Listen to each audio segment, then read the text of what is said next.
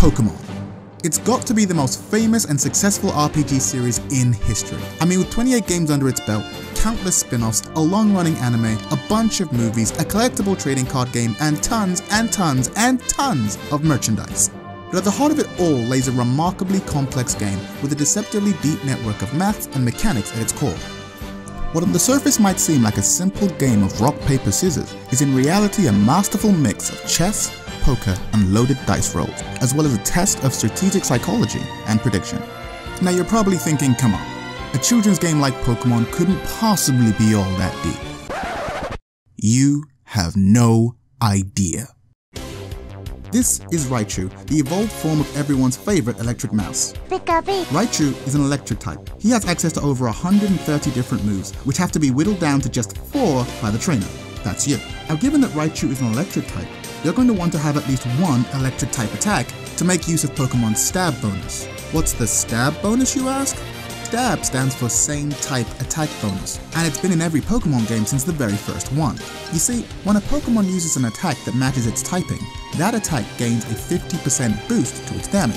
So when a fire Pokemon does a move like Fire Blast, it'll do more damage than, say, a Dragon type Pokemon using the same attack. So now that we know we need an electric move, which one do we choose?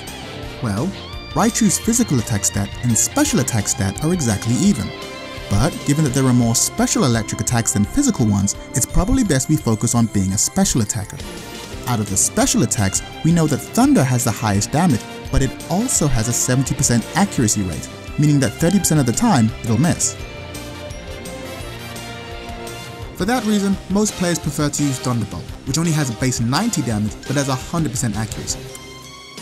Now let's say that your opponent throws out a Gyarados. Well, that's great for you, because Gyarados is a water type, which as we all know, is weak to electricity, meaning that they take 200% damage or double damage from electric moves. But Gyarados is also a flying type Pokemon, which is also weak to electric, meaning that instead of 200% damage, it'll take 400% damage, all but ensuring a one-hit KO if you hit it with a stab boosted electric attack. So I guess you should just do Thunderbolt and call it a day, right? Not so fast. You see, Gyarados also has access to about 130 moves, and one of them is Earthquake, a powerful ground type attack which has a base 100 damage, which when coupled with Gyarados' high attack stat, and the fact that electric types are weak to ground-based attacks, it's perfectly possible for Gyarados to knock Raichu out in a single hit too. So I guess it'll come down to which of them can hit the other one first. And if we compare both Pokemon's speed stat, we see that Raichu should be faster, and thus should go first. But what if Gyarados is equipped with a Choice Scarf, an item which would grant it a 50% boost to its speed stat? Or what if it's equipped with a Focus Sash instead, which allows the wearer to survive one fatal strike with 1 HP left, and would allow Gyarados to retaliate with a one-shotting Earthquake?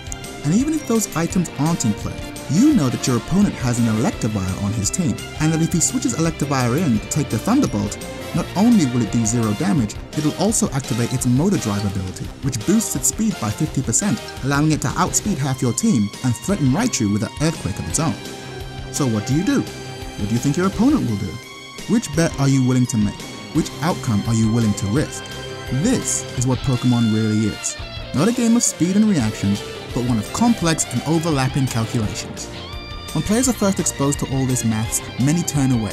I mean, most people don't want to think so hard just to have fun. But to some players, all that depth turns a game that was already kinda fun into a full-blown, hour-stealing, hype-making, brain-busting obsession. All of a sudden, it becomes a game you play in your head, a puzzle with countless pieces that can be assembled in countless ways. Suddenly, you find yourself sitting on the bus, or the train, or the toilet, thinking up strategies you could use on your opponents. All of a sudden, moves that seemed useless when you were a kid, like sword stance and agility, take on a whole new level of significance once you understand what they really do. If you're the first kind of gamer who finds thinking and option calculation to be the opposite of fun, then feel free to turn off this video now.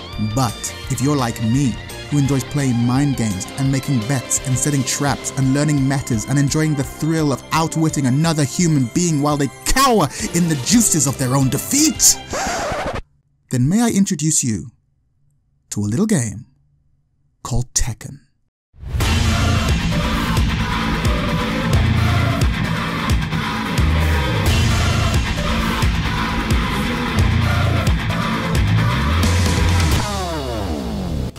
On the surface, Tekken seems to have more in common with a first-person shooter than a turn-based RPG. I mean, it's violent, it's fast-paced, there's no time to sit and ponder what to do, and often it seems like reaction times are what make the difference. But much like with Pokemon, hidden beneath the glossy surface is a complex exchange of mathematical properties. For example, Lily here just performed her submissive heal, which is one of the best moves she has, because when blocked, it forces her opponent into a crouching state, which limits their available moves from around 100 all the way down to the 9 or so that can be performed from the crouch position. The move also leaves her opponent at -3, which means they'll recover 3 frames slower from blocking it than Lily will from doing it. Of the 9 available moves that Law can do from crouch, none of them will be fast enough to beat Lily's down forward 1. So if Law tries to attack from this position and Lily goes for down forward 1, he'll be hit out of his animation, taking 12 damage plus 20% more damage because it's a counter hit. Law could instead decide to just keep blocking, as blocking Lily's down forward 1 would leave him at +1, giving him the initiative and making it his turn to attack. But what if she doesn't follow it up with down forward 1 at all? What if she predicts that he'll keep blocking and instead just goes for another submissive heal, thus looping the situation and keeping him locked there even longer? Law could instead then choose the sidestep, which would cause both down forward 1 and submissive heal to miss, and Law could then immediately punish with an attack of his own while she's still recovering from hers. But then again, she might predict this sidestep and deploy a tracking move which is specifically designed to catch those who try to step. Law could try to parry and hope that she goes for a mid or a high, or he can try to hop kick and hope that she goes for a low. These are just some of the tactical options and conundrums created by 2 characters and 4 possible moves. Now, consider the game has 40 characters overall, each of whom have anywhere from 40 to 140 moves at their disposal, and you start to see just how deep the Tekken rabbit hole truly goes.